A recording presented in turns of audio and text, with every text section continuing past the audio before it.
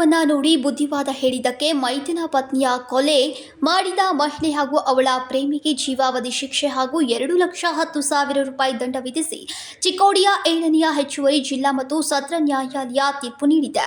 ಶ್ರೀಮತಿ ಸುರೇಶ್ ಕರಿಗಾರ್ ವಯಸ್ಸು 32 ಹಾಗೂ ರಾಮಪ್ಪ ಉರ್ಫ್ ರಮೇಶ್ ಕೆಂಚಪ್ಪ ಬಸ್ತುವಾಡೆ ವಯಸ್ಸು 25 ಇಬ್ಬರು ಸಾಕೇನ್ ಬೆಲ್ಲದ್ ಬಾಗೇವಾಡಿ ತಾಲೂಕು ಹುಕ್ಕೇರಿ ಎಂಬ ಜೀವಾವಧಿ ಶಿಕ್ಷೆಯಾಗಿರುವ ಆರೋಪಿಗಳ ಹೆಸರು.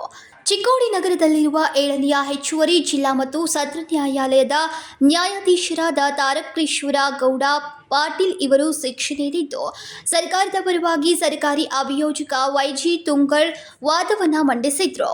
ಆರೋಪಿ ಸುಧಾ ಮತ್ತು ರಾಮಪ್ಪ ಇವರ ನಡುವೆ ಅನೈತಿಕ ಸಂಬಂಧ ಹೊಂದಿದ್ರು.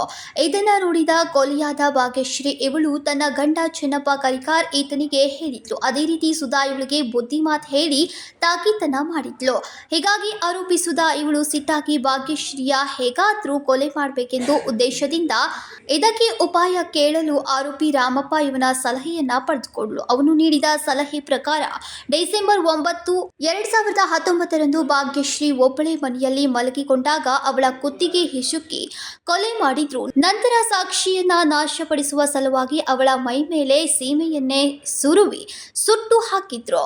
ಈ ಕುರಿತು ಹುಕ್ಕೇರಿ ಪೊಲೀಸ್ ಠಾಣೆಯ ವ್ಯಾಪ್ತಿಯಲ್ಲಿ ಪ್ರಕರಣ ದಾಖಲಾಗಿತ್ತು. ಈ ಕುರಿತು ಹುಕ್ಕೇರಿ ಪೊಲೀಸ್ ನಿರೀಕ್ಷಕ ಕಲ್ಯಾಣ್ ಶೆಟ್ಟಿ ಅವರು ತನಿಖೆ ಮಾಡಿದಾಗ ಸುಧಾ ಕರಿಕಾರ್ ಇವಳು ಕೊಲೆ ಮಾಡಿದ್ದು ಸ್ಪಷ್ಟವಾಗಿದೆ.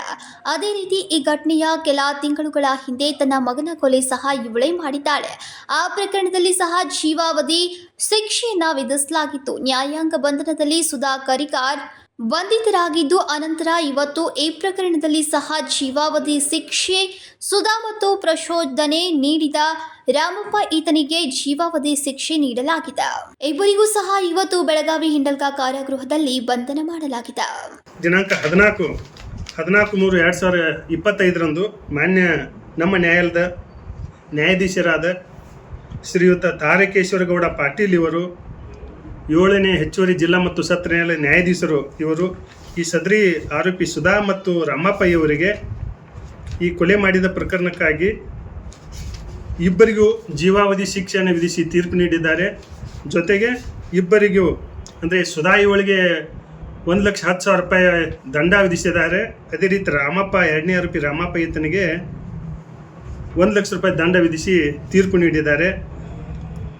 ಈ ಪ್ರಕರಣ ಒಂದು ಅತ್ಯಂತ ಗಂಭೀರ ಸ್ವರೂಪದ ಪ್ರಕರಣವಾಗಿದ್ದು, ಹುಕ್ಕೇರಿ ಠಾಣಾ ವ್ಯಾಪ್ತಿಯಲ್ಲೇ ಒಂದು ಅತಿ ಗಂಭೀರ ಸ್ವರೂಪದ ಕ್ರೂರ ರೀತಿಯಿಂದ ನಡೆದಂಥ ಪ್ರಕರಣವಾಗಿತ್ತು. ಇವತ್ತು ಮಾನ್ಯ ನ್ಯಾಯಾಧೀಶರು ಈ ಒಂದು ತೀರ್ಪು ನೀಡಿದ್ದು ಇದು ಅತ್ಯಂತ ಒಳ್ಳೆಯ ಹಾಗೂ ಸಮರ್ಪಕ ಮತ್ತು ಒಂದು ಉದಯ್ ಹೊಸ್ಮನಿ, KMM ಕನ್ನಡ ನ್ಯೂಸ್, ಚಿಕ್ಕೋಡಿ.